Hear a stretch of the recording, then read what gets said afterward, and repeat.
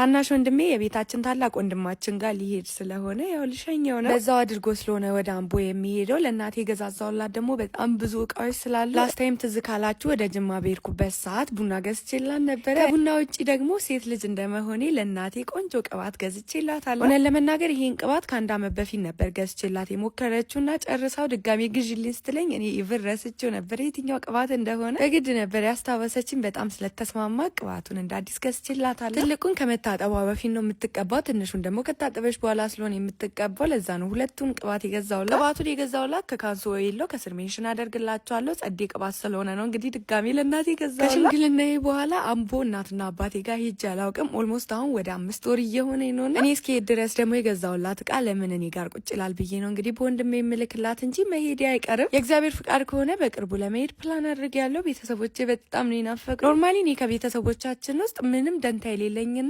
ፍቅርም ናፍቆትም ሴንስም አላደርግ ነው የምመስላችሁ፣ ግን እውነታው እንደዛ አይደለም። በጣም ነው የምትናፍቁኝ ቤተሰቦቼ፣ እወቁልኝ። ፍቅርም ናፍቆትም አውቃለሁ። ያው የስራ ጉዳይ የእንጀራ ጉዳይ ሆኖብኝ ነው። በቅርቡ ወደ አምቦ ስሄድ ቪዲዮ ሰራላችኋለሁ። ወንድሜን ከሸኘሁት በኋላ እኔም ወደ ስራዬ ሄድኩኝ። ወዳችኋለሁ። ባይ